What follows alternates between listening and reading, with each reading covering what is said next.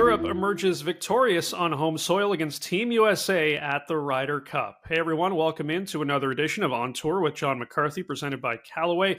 I'm Rob Wong, joined alongside by Toronto Sun national golf writer Jon McCarthy. And Jon, if you and other people did have the ability to stay up over the weekend, you got to see some incredible golf played at Marco Simone Golf Club in Italy as the Europeans were able to avenge the last Ryder Cup loss to Team USA with a convincing victory this go-round. As we said on last week's show, there were a lot of new faces taking part this year on both sides, but I'm curious to get your thoughts on which players in general stole the show.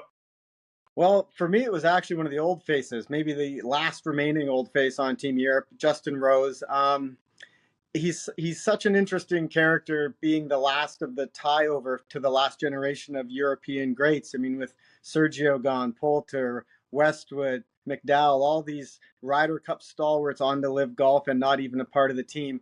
Rose was kind of the last tie to that generation. And just, I think, watching the fire that he still had, and there's a lot of imagery that Team Europe used to try and bring back the thoughts of Seve Ballesteros and the greats of Europe past. But I think they didn't have to look past the guy beside them, because Justin Rose showed them everything that was great about Team Europe, and every bit of unity that they try to represent was represented by Justin Rose with the clutch putts he made, his reactions.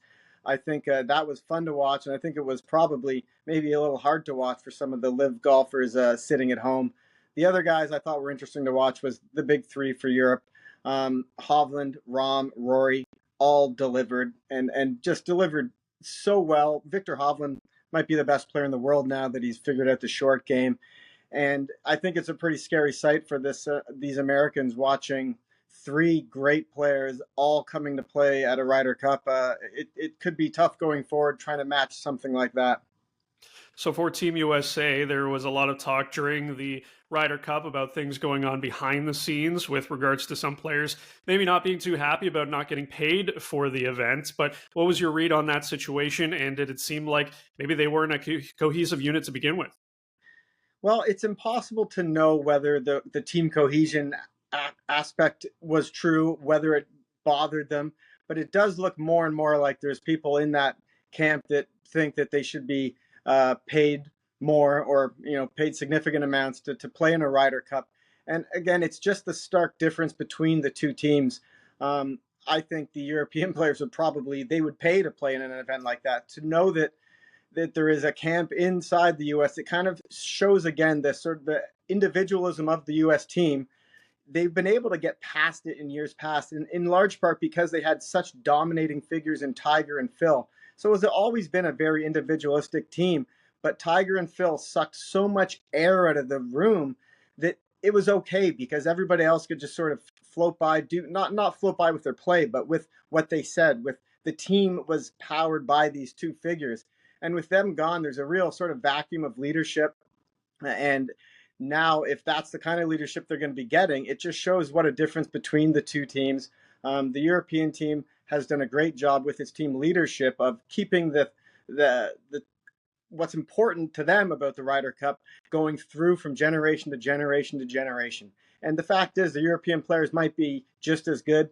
They've proven to be even better this past week, but they're still considering themselves the underdogs to the big Americans. And that's something that, started 30, 40 years ago. But that Luke Donald, and they kept with the Seve Ballesteros imagery, we're the little guys here. And they managed to keep that with their team room, the locker room, the stories they tell, the captains that stay involved. Like Paul McGinley, he was a captain a decade ago, and you heard him on the Golf Channel. He is still a very important part of that European team room. So they do a much better job in tying teams past to the present team.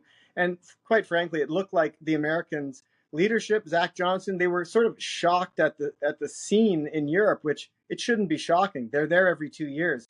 But the rollover and the lack of sort of oral maybe history that goes on in the American team, it really shows that even golf, in a team event, the team unity, the stories they tell themselves and believe themselves, it can actually affect what happens on the golf course.